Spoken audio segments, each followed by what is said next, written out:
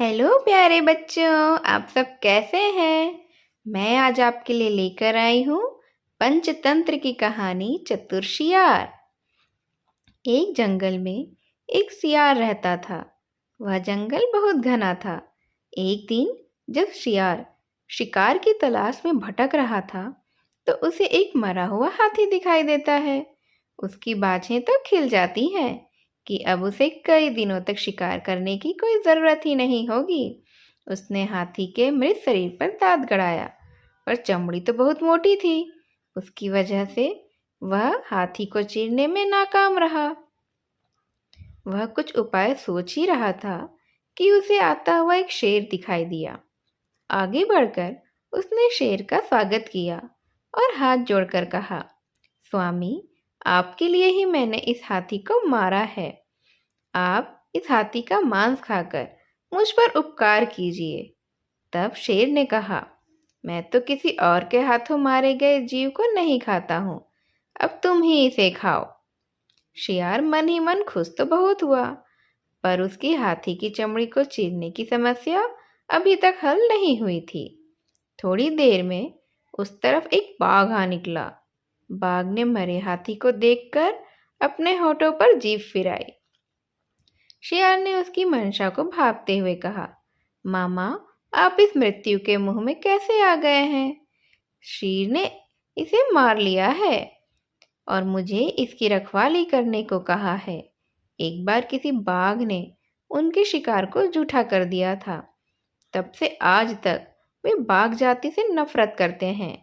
आज तो हाथी को खाने वाले बाघ को वह जरूर मार ही डालेंगे। यह सुनते ही बाघ वहां से भाग खड़ा होता है, पर तभी एक चीता आता हुआ दिखाई देता है।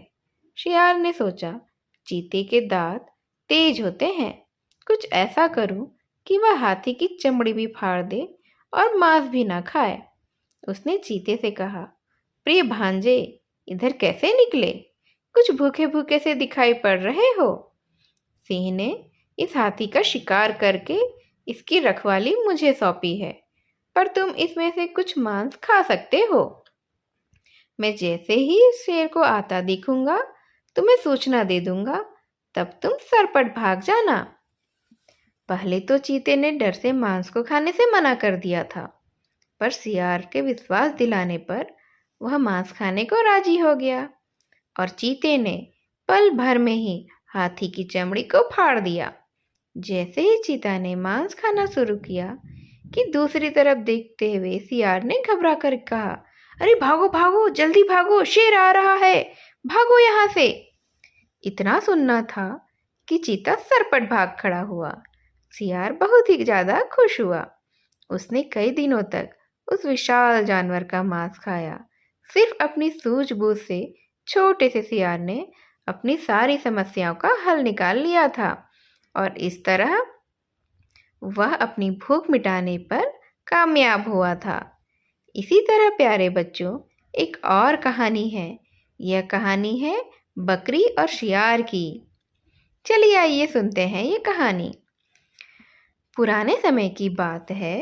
एक गांव के बाजार में दोस्तों के बीच घमासान लड़ाई हो जाती है।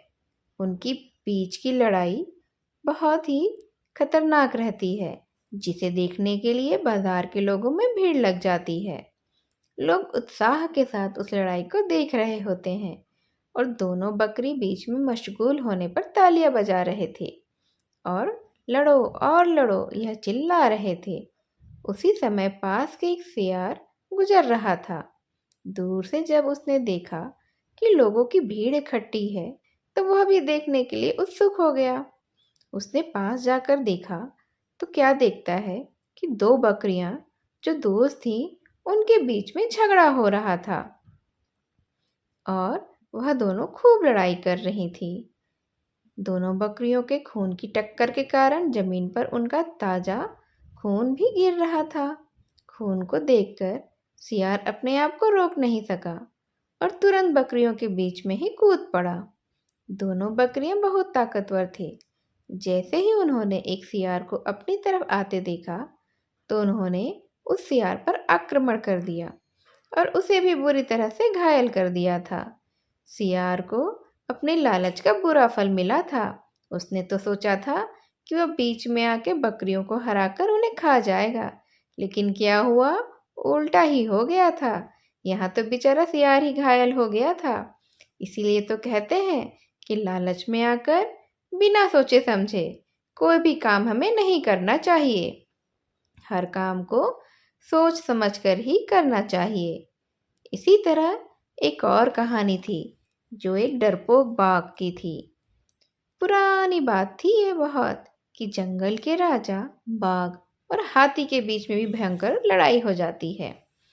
यह लड़ाई 22 दिन और 22 रात तक चली। इस लड़ाई में आखिरी में बाघ मारा गया। बाघ के मारे जाने के बाद जंगल में कोई भी राजा भी नहीं हुआ। बाघ की पत्नी अपने छोटे छोटे बच्चों को लेकर जंगल के कोनों में छुप छुप कर रहने लगी थी। रात के अंधेरे में वह छोटे मोटे शिकार करती और अपने बच्चों का और अपना गुजारा करती थी। बाघ का बेटा छुप छुप कर रहते हुए ही बड़ा होने लगा था, और इस तरह से जिंदगी जीने की वजह से वह एकदम डरपोक हो गया था। इतना डरपोक था कि झाड़ी में खरगोश के चलने की सरसराहट से भी वह डर जाता था। अपने बेटे को इतना ज़्यादा डरपोक होता देख उसकी माँ बड़ी परेशान रहने लगी थी। वह सोचती, इतने बड़े जंगल को ऐसा डरपोक राजा कैसे संभालेगा। एक दिन एक उड़ियार के पास से जब माँ बेटे गुजरे तो उनको सियार के बच्चों की क्वां क्वां सुनाई दी। बाघिन ने एक कोना पकड़ते हुए अपने बेटे से कहा, ये उड़ियार के पास जाकर देख कर आ तो कहीं सियार के बच्चे तो नहीं है। पहले तो बाघ के बेटे में अकेले कदम बढ़ाने की हिम्मत ही नहीं हुई, पर दिन का उजाला था और माँ का भी साथ था। यह देखकर पीछे पीछे देखते हुए वह उड़ियार की तरफ गया।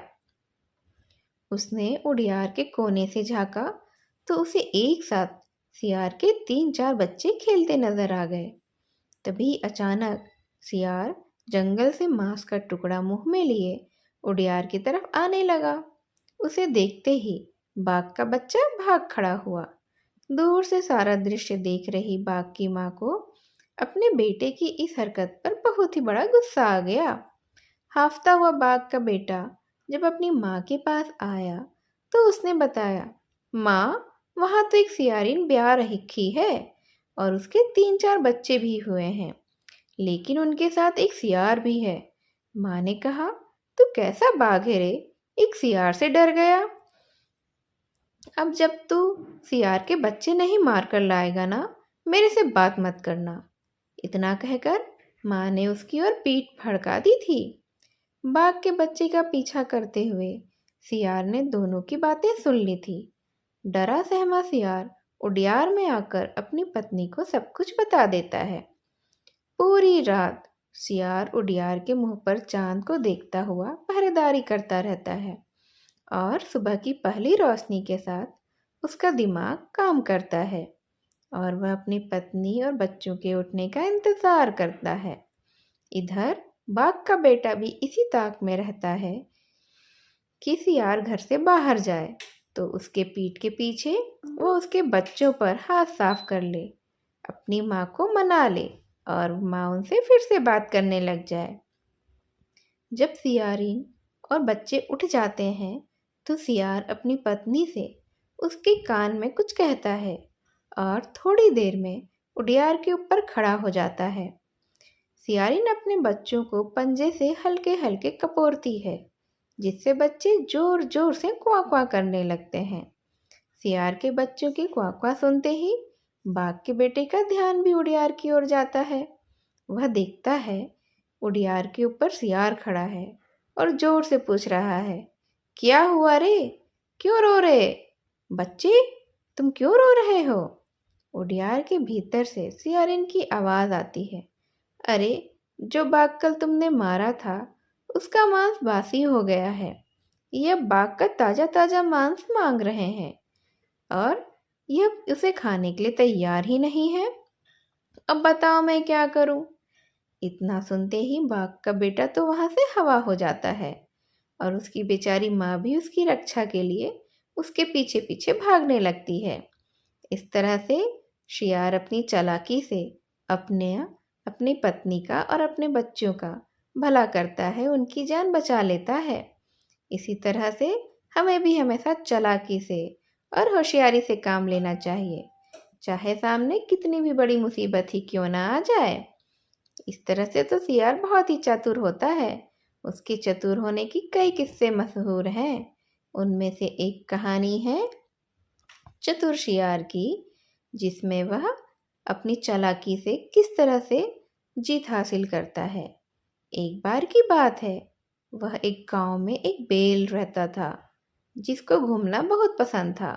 वह घूमता घूमता जंगल में जा पहुंचा और आते समय वह गांव का रास्ता भूल गया था। वह चलता हुआ एक तालाब के पास पहुंचा, जहां पर उसने पानी भी पिया और हरी हरी घास भी खाई, जिसको खाकर वह बहुत ही खुश हुआ और ऊपर मुंह करके चिल्लाने लगा। उसी समय जंगल का राजा शेर तालाब की ओर पानी पीने जा रहा था। जब शेर ने बैल की भयानक आवाज सुनी तो उसने सोचा, जरूर जंगल में कोई खतरनाक जानवर आ गया है। इसीलिए शेर बिना पानी पिए ही अपनी गुफा की तरफ जाने लगा। शेर को इस तरह से डर कर भागते देखकर दो शियार ने आपस में सोचा, वह तो शेर के मंत्री बनना चाहते थे। उन्होंने सोचा कि यही समय है शेर का भरोसा जीतने के लिए। दोनों शियार शेर की गुफा में गए और बोले, हमने आपको डरकर गुफा की ओर जाते हुए देखा था महाराज। अब जिस आवाज से डर रहे थे वह तो एक बैल की आवाज थी। यदि आप चाहो तो हम उसको लेकर आपके पास आ सकते हैं। शेर की आज्ञा से दोनों बैल को लेकर अपने साथ वहां आ जाते हैं और उन्हें शेर से मिलाते हैं। कुछ समय बाद शेर और बैल बहुत ही अच्छे मित्र बन जाते हैं। शेर ने बैल को अपना सलाहकार रख लिया था। यह बात जानकर दोनों शियार उनकी दोस्ती से जलने लगते हैं, क्योंकि उनने जो मंत्री बनने का सपना देखा था वह तो पूरा ही नहीं हो पाया। दोनों शियार ने तरकीब निकाली और वह शेर के पास गए। वह शेर से बोले, बैल आपसे केवल मित्रता का दिखावा करता है महाराज, लेकिन हमने उसके मुंह से सुना है कि वह आपको अपने दोनों बड़े बड़े सींगों से मारकर जंगल का राजा बनना चाहता है। पहले तो शेर ने विश्वास ही नहीं किया, लेकिन उसको ऐसा अब लगने लगा था। दोनों शियार इसके बाद बैल के पास गए। वह बैल से बोले, शेर तुमसे केवल मित्रता का दिखावा करता है, मौका मिलने पर वह तुमको मारकर खा जाएगा। बैल को यह जानकर बहुत ही गुस्सा भी आया और दुख भी हुआ और वह शेर से मिलने के लिए जाने लगा। शियार पहले ही शेर के पास जाकर बोले कि बैल आपको मारने के लिए आ रहा है महाराज। बैल को गुस्से में आते देख शेर ने शियार की बात सच समझ ली और बैल पर हमला कर दिया था, और बैल ने भी शेर पर हमला कर दिया और इस तरह से दोनों आपस में लड़ने लगे। अंत में शेर ने बैल को मार दिया और दोनों शियारों को अपना मंत्री बना लिया था। इस तरह से उन्हें मंत्री पद भी मिल गया था और शेर का दोस्त खो गया था। इस कहानी से हमें यह सीखने को मिलता है बच्चों कि हमें कभी भी दूसरों के कहने पर अपनी मित्रता पर शक नहीं करना चाहिए। अच्छे मित्र हमें बड़ी मुश्किल से मिलते हैं और हमें सदैव उन पर विश्वास करना चाहिए और आदमी की परख होनी चाहिए कि कौन हमारा सच्चा मित्र है और कौन सिर्फ मित्र होने का दिखावा कर रहा है। इस तरह से प्यारे बच्चों, ये सारी शियार की कहानी, चालाक शियार की कहानी मैं यहीं ख़त्म करती हूँ। और भी इस तरह की कहानियों के साथ मैं आपसे फिर से मिलने आऊँगी। तब तक आप मेरे चैनल को लाइक और सब्सक्राइब कर दीजिए। ठीक है बच्चों, बाय बाय।